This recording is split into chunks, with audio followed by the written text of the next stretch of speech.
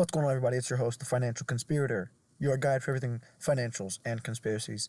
Today we're going to be talking about why everything is bullish for Bitcoin, exploring the nation-state prisoner dilemma, strategy, and their convertible bond dominance, and Bitcoin's macroeconomic alignment. So the nation-state Bitcoin prisoner dilemma.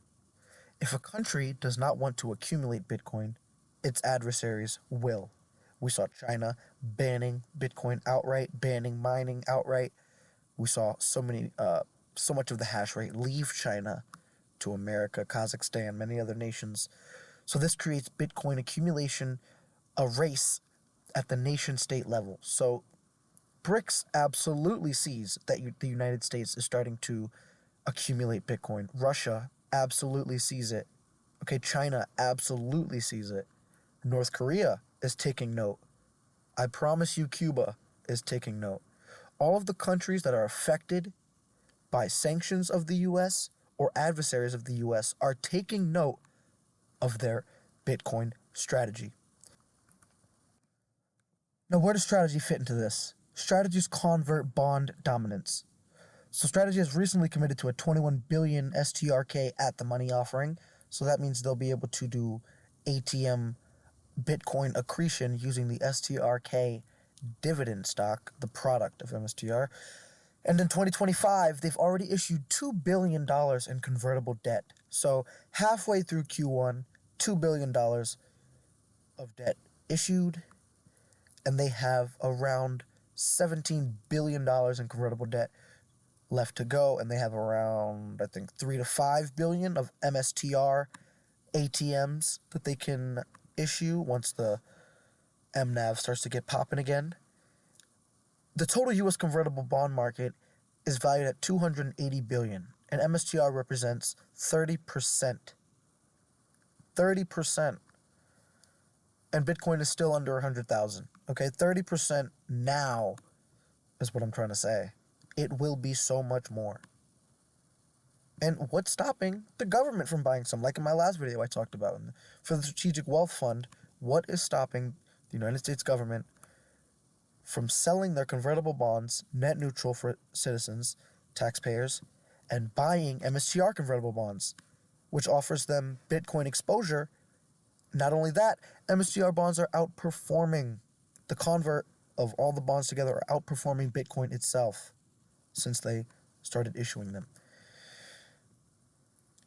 I am apologizing in advance for the quality, but I'll just read it out loud to you guys. I finally figured out how MSTR works, and I'm going all in. MSTR is a greed to Bitcoin machine. Strategy operates as a unique feedback loop fueled by human greed and Bitcoin's perfect scarcity. Step 1, Bitcoin goes up. Greed pumps MSTR's price due to its massive Bitcoin holdings. Investors pay a premium for leveraged Bitcoin exposure. MSTR captures the greed. The company raises capital via the ATM, stock offerings, and debt during these greed-fueled runs and converts it into more Bitcoin. Fear hits and the premium drops. In bear markets, fear deflates MSTR's premium, but its Bitcoin remains untouched. MSTR's debt structure ensures it avoids liquidation. The average bond for MSTR is dated 4 years out because Sailor knows time in the market beats timing the market.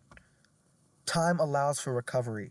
Bitcoin's scarcity and cyclical nature means fear eventually fades. Greed returns, and MSTR premium rebuilds.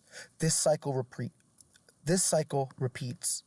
Greed to premium, premium to Bitcoin, Bitcoin to fear, fear to wait, you wait for the greed to return. MSTR's brilliance lies in holding through volatility, allowing human nature to rebuild the premium over time. Human greed is infinite. Bitcoin is finite. MSTR captures greed, preserves it in Bitcoin, and waits for the cycle to repeat.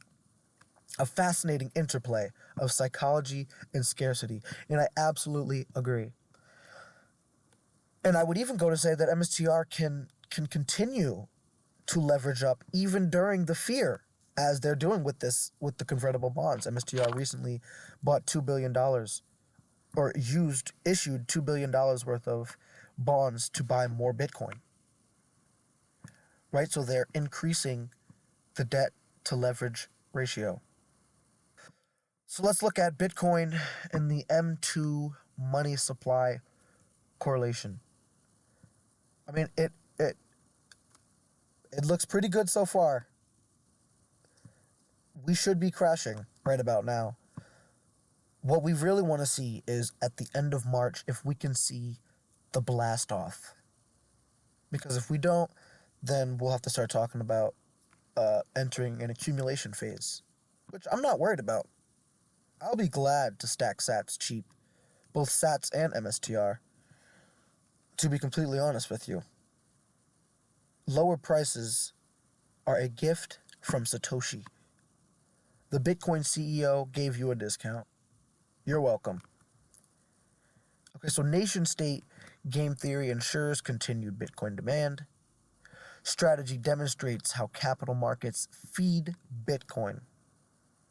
Fiat dilution and global liquidity trends favor Bitcoin to continue to rise. And the Bitcoin accumulation race has begun. Are you positioned? I'll see you guys next time. Thanks for tuning in. It's been the Financial Conspirator.